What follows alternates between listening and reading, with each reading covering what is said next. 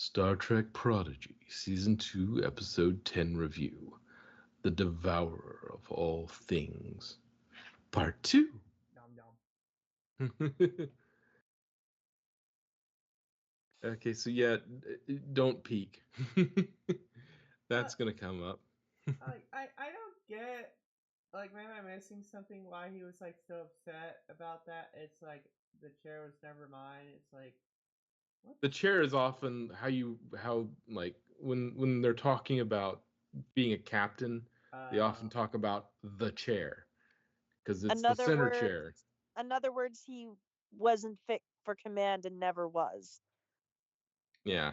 So it's him, he's seeing himself in a moment of doubt. Now, obviously, that's going to have greater context, but he was, that's a very common thing is to, the chair is how they talk about command. So that probably makes a lot more sense why he was so weird about a chair. Yeah. Why is he so concerned about furniture? About my special chair. Yeah. He's basically saying, I was never fit for command. I'm not really a captain worthy. Which, knowing him and how much he's all like, I'm the captain. You can't talk to me that way. Yeah. Seeing that, him saying that he wasn't meant to be a captain was just ouch. Yeah. They probably lose somebody. Oof. But yeah, and so they couldn't get the 6 to work, but they got the 7 to work. So instead of 7, it's Janeway's 7. Or Wesley's 7? Nah. But Kate's 7. There we go. Catherine Janeway. Yeah. 7. Well, but yeah. So Magellan's gonna be on board, but they brought everybody else along. So,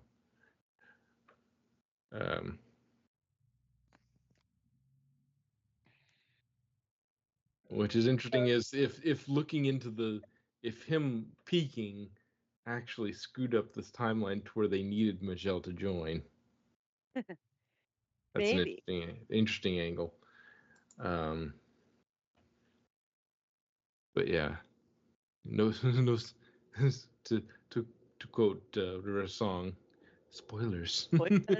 I thought the same thing when you said nobody wants spoilers. I'm like, okay, River. But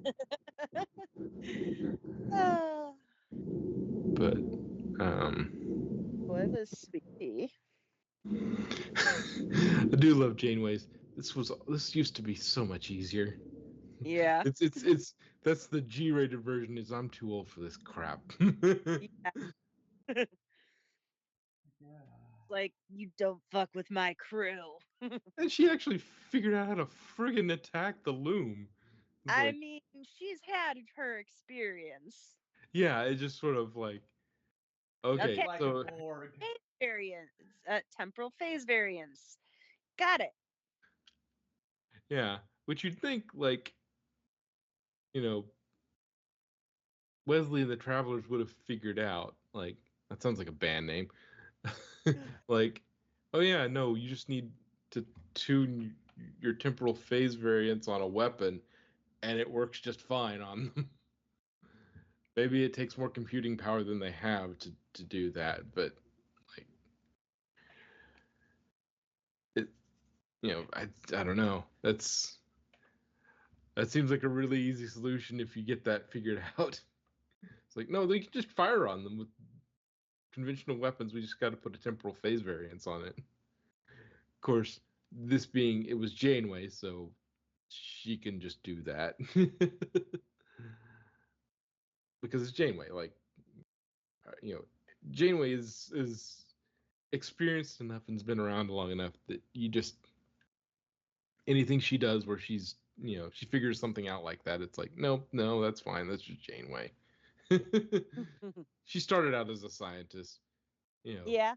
And so she was in the science division, and then she went to command. So she started with science. So yeah, don't be surprised when she pulls some science out and just like, oh no, this is how we're going to do this. And basically she was the scientist who got her hard tactical training in the Delta Quadrant. It's like, yeah, no, nope. Yeah, I can fight as well. With science. We're gonna science the crap out of this. Basically. But apparently Wesley could I send love these the things. fact that she's so casual about it too. It's like, she walks. She's like, "Huh, that's new, Wesley Crusher. What are you doing here?" Just like, okay, it happens. Yeah. Yeah, it's like, yeah. See, I've seen. Surprisingly, this isn't the weirdest stuff I've seen this Yeah. week. Yeah. Yeah, I saw some shit in Delta Quadrant turn your hair white. But yeah, and then at the end, Wesley just sort of tears the whole thing away. It's like, Blows the shit up. but looks like we're gonna get Chakotay. So we're finally gonna get to see Chakotay in this. It's like we had to spend a couple episodes sort of on a detour, but we got there. In the end. And the Protostar, so that'll be interesting. It's definitely seen better days. I honestly didn't know Starfleet ships could rust. And wasn't so much rusting as, being destroyed. Yeah. Also, the the Andorian science officer was pretty quick to pick up on, oh shit, that thing erases us from existence. Yeah. Which I guess it turns out if you witness the person getting erased, you will still I remember them. I don't think that's exactly what happened. I think it was the chrono thingy that they had on them, Ah. because he activated his and the other guys um while the dude was being eaten, and that's no, he activated his and Michelle's as the guy was being eaten, so that's why they remembered him. It's kind of a temporal shielding of sorts. It's kind of like when you travel through the TARDIS and you fuck up time, when you come back you still remember the time you originally came from. Ah. Okay. Although there are characters in Doctor, not characters, but there is a thing in Doctor Who that does similar. It's actually um a Time Lord tech that not only unalives you but also erases you from time itself. Ouch. Yeah, I think it was the Time Lords that invented Wouldn't it. surprise you. Wouldn't surprise me. Yeah. The Time War got messy. One guy I actually like because one thing I like is like for a split second I thought I was gonna like him. I forget his name, but the guy that's like I'm performing like perseverance or whatever. Oh, self-preservation Yeah, is yeah. See, I honestly thought it was gonna be like one of those scenes where he's gonna push those other two, sacrifice to save his own skin. But no, he's like, I want to save myself, but here you get behind me. yeah. I like that. That was good. Yeah. He's a Tellarite, so Yeah. self-preservation is kind of a Tellarite thing. They're kind of cowards. No Yeah, offense but to he you. but he's still it's like, hey, still get behind me. Oh yeah, I mean, Yeah. those are still his students, and he wouldn't be part of Starfleet if he were such a dick that he would be like throwing kids to the wolves in order to save himself. Yeah. They wouldn't have let him into Starfleet if he were that bad.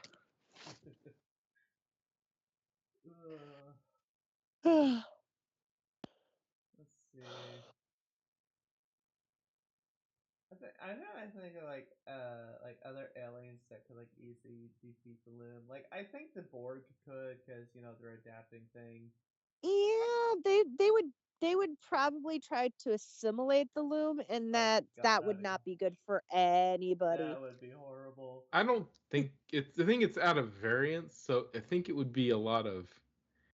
Uh, I think They would just keep matching each other till the end of time, basically. it depends on how well that works because the how well its thing works because if its erasure technique works, the whole point of the Borg is when they lose a drone, they take the information from the drone, process it, and adapt more drones to be able to handle that situation. Yeah. So But technically, if you erase that drone from existence, that drone never existed, that information doesn't exist on what happened. So the Borg don't have the information to adapt to. True. So so it might my just slaughter the Borg. yeah. So my question there would be, if that's the case, would they just would it go down through the line and make it so the Borg itself never existed? If it attacked enough Borg, yeah, eventually. Like it could tear through the Borg without any problems because you'd need something to remember it, and because they need that information then to adapt, and if that information doesn't exist, they can't adapt to it, and it would just tear through them like tissue paper. Yeah. Because it's also out of phase variance, so temporal phase variance, they can't really hurt it. And if it kills, all it has to do, if something tries to inject it with nanites, it just kills that drone, and that drone just sort of disappears with all its nanites, and then nothing happens. Even if it could manage to inject it with nanites, like it would just kill the drone, and the drone would not exist, and the nanites would not exist. And then Fun. it's already a given that the Q rays would just have no problem with them. The I'm Q race would just leave. Yeah, it's like yeah. nah, we're out. They they would be like, where do you think they came from? It was probably Junior putzing around. No, actually, yeah, no. The Curious probably did create them, not to be evil or anything, just to be like a cleanup crew for like bad timelines. Yeah. I Well, if mean, think TVA, but like Star Trek. Yeah. and it depends on whether the Q are bound to one universe. Because if they are bound to one universe and they can't traverse universes, like they would be very invested in making sure that this universe doesn't fall apart. But it makes you wonder, like, which is stronger, the Q's basically almost omnipotence or the Loom? Like, could they just tell the Loom to go screw themselves and just go, nope, you're out of here, and fix the timeline if they so chose? They could just go, oh, we're fixing the timeline. Like, would that be a thing the Q could do? Because like the Q are not completely like without Bound. things that they don't, and there's things that they don't like the Elorians, like he was actually a little scared of Guinan. So it's like, okay, Yeah. well, what do the Elorians have that scares the Q? Because like I know it could be just, you could just count it as a throwaway thing that I that don't was. know if it was so much the fact that they have something, so much as Guinan has kind of a sixth sense type thing, so she might have a finger on the pulse of the universe, as it were, oracle style. And even the gods feared the oracles, like even the gods feared the fakes. Mm.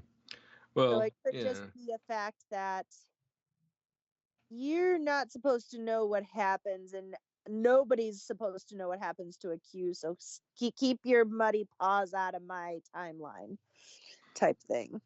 Yeah, there's something about the Elorians that the Q are. He called her an imp or Yeah. something like that, and told Picard he probably should get rid of her as soon as possible. It's like, no, she scares the crap out of you for some reason. I think I'll keep her.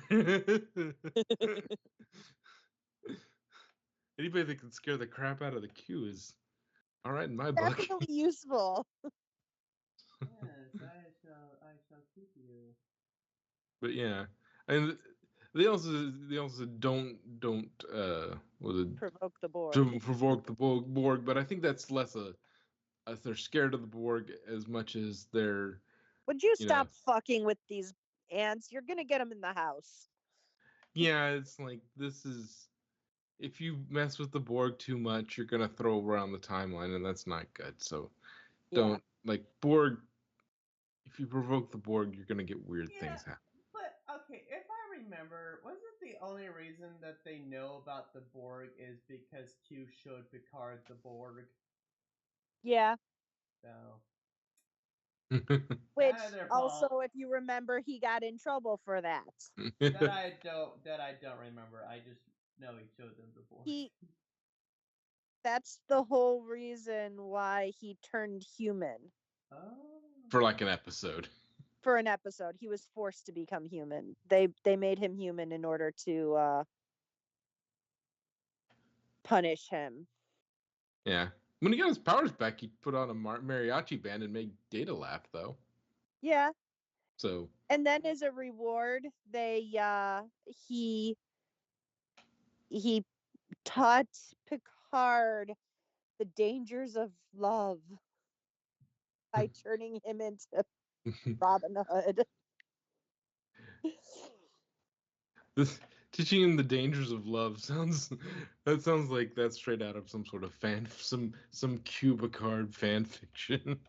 I mean, you did see that scene in the In Tapestry.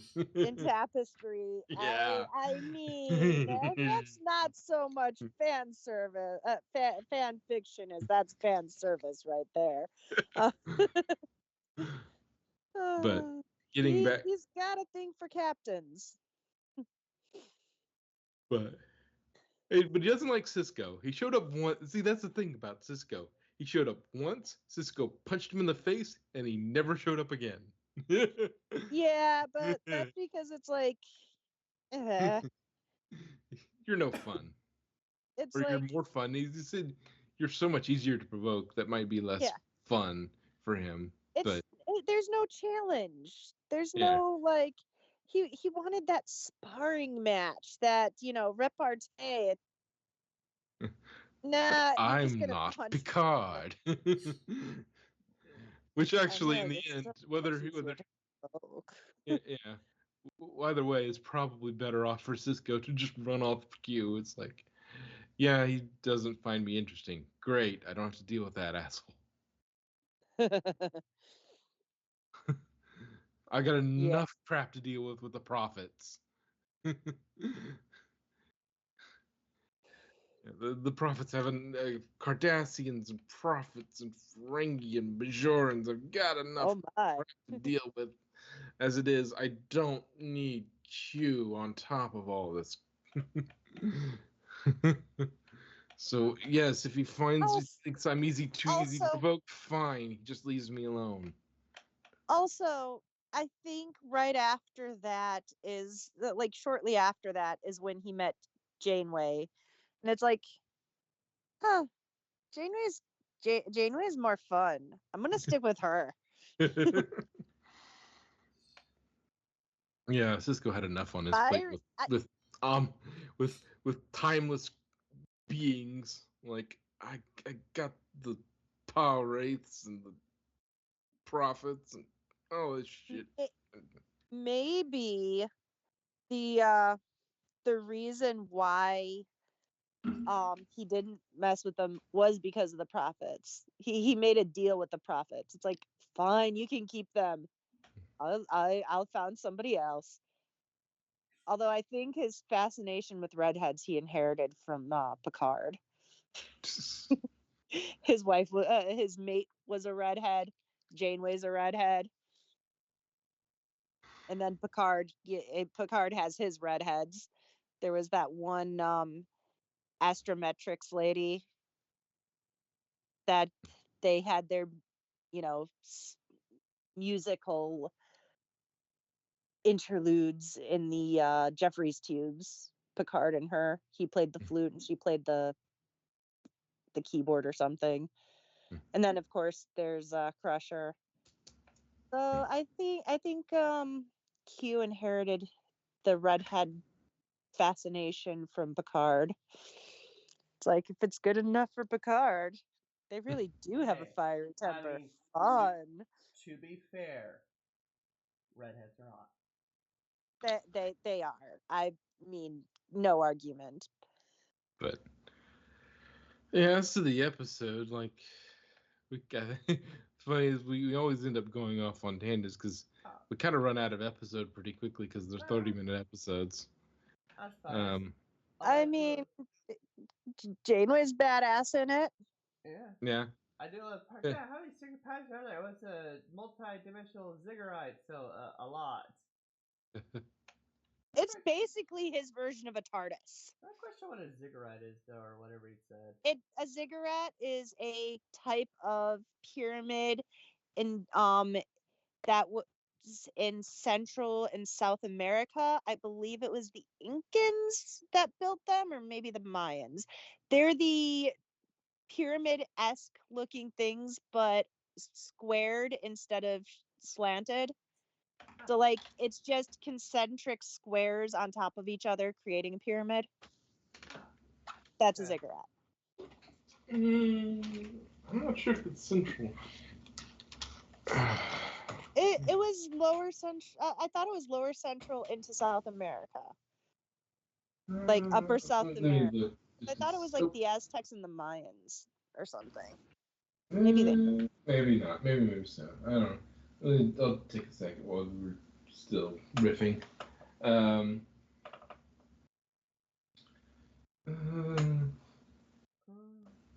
See, so we ended up with ancient Mesopotamian tower. Yeah, that's what I was going. I was going to say I didn't want to say anything until I looked it up. I was like, I didn't. I thought that was yeah, that was more Middle East. Yeah. Ziggurat. I was wrong. It's an ancient Mesopotamian temple tower consisting of a lofty pyramidal structure built in successive stages with outside staircases and a shrine at the top. Yeah. Yeah. Okay. But I got the shape and stuff right.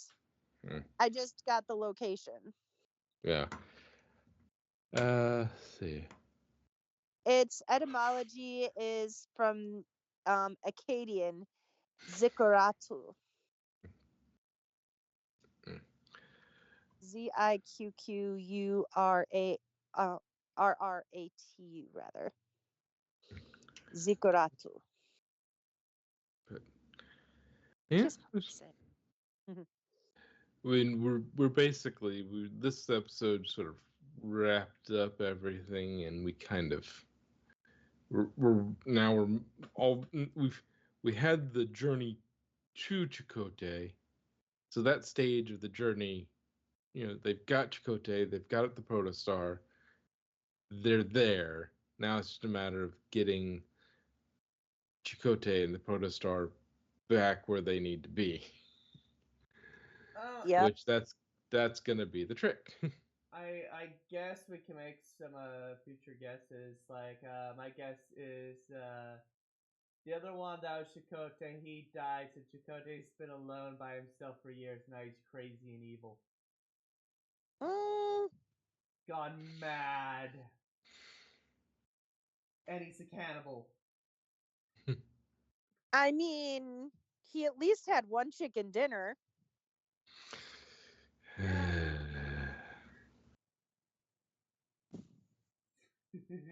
And there's the groan. Uh, and if those loom got a hold of that what's his name, the one teacher, they'd have had another chicken dinner because that dude was a chicken. Oh, actually, here's a question. Um, when they fix like the whole thing, right?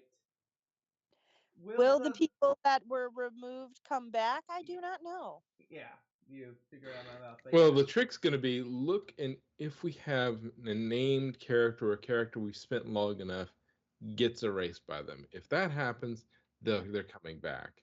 If Yeah. not, they're staying gone. True. Okay. So, another question. That body of Zero's is temporary. What happens when it dissipates? We don't know if it's actually temporary though. That is true. Because they said nobody ever left long enough to find out. Ah. Yeah, I guess we'll see. Because, nobody wanted to leave. And so they're assuming it's temporary, but because nobody came back after they left, because nobody left. So it could be permanent. We don't know. Although Michelle was really like, you have a body. They're so cute. They are. And when they walked through that portal, they were holding the couples were holding hands, and then you see you see Rock holding hands with Murph and Jankum, just like, I guess we're holding hands with each other because the couples are already off holding hands with each other. So cute. Dell, Gwyn, and then Zero and Michelle, who totally went against everything logical and followed her heart to save her boo. It's like, nope, it's just camaraderie. Yep, totally just camaraderie. That's absolutely why I went back to save them, all of them. Yes, all of them. Oh, yes, twice. Yes. I came back for all of them, not just Zero. It is cute, though. Sure. Oh no, okay, there's one more thing before I like end. If Zero does, if the body is part of this, keep it right. How do you think Starfleet would feel about that? Because it is technically an artificial body, kind of. No, you see, it's not the artificial body that's the problem.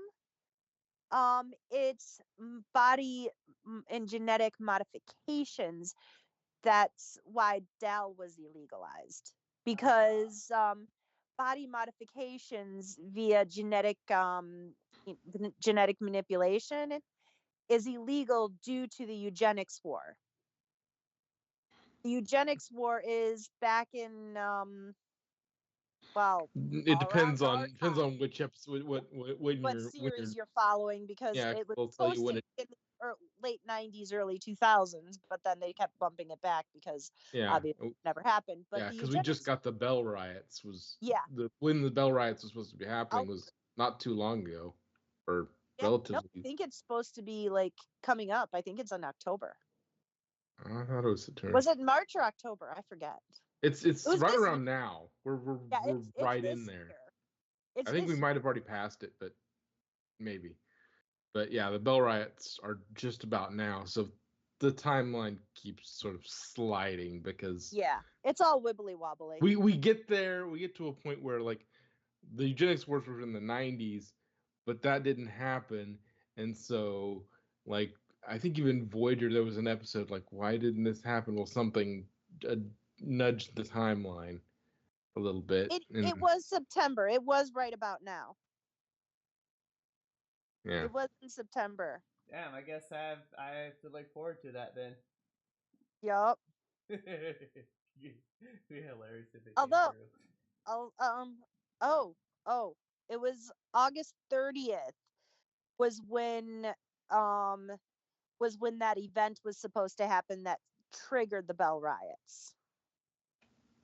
Yeah. They arrived August 30th and all that happens. So the night of the 31st, Bashir was assaulted and the riots happened like a couple weeks ago, should have happened. Yeah. September 2nd, I think it says. But anyways. Yeah. Yeah. And the eugenics wars were in the 90s, if I remember correctly. Yeah, it just, but they, again, that stuff, everything kind of is in flux because we keep on catching. Yeah, we keep on catching up to the dates where these things are supposed to be happening, and they're not happening. In the original, it was 92 to 96, and then between 2022 and 2056, the altered temporal timeline. But what happened was the augments, which were humans that were genetically altered to create perfection. Like they were It made them more aggressive. Superior. Yeah, they thought they were superior because we're perfect. And think Nazis, only worse because they actually were better. They were stronger, they were smarter, they were more beautiful, more aggressive. They were the superior model trying to destroy us lesser beings. And so they were wiped out eventually after a huge war. But because of that, it was illegalized to augment your body. So you couldn't do genetic modifications on anyone in order to give them a one up. So like if you were what happened with Bashir was he was a little slow. You know, he had a learning disability. His parents took him to get him fixed, and they augmented him a little too much to make him super smart and super special, which caused a lot of trouble for him later in life. Yeah. So Dow is, if Dow created, augmented due to genetic manipulation, and that's why he's illegal. It's not the fact that he has a fictional body or he has a manufactured body.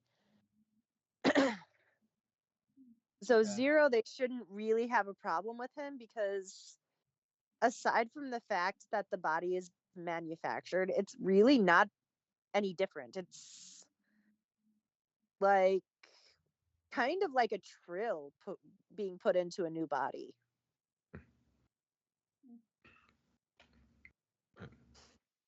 Okay. Now, let's see.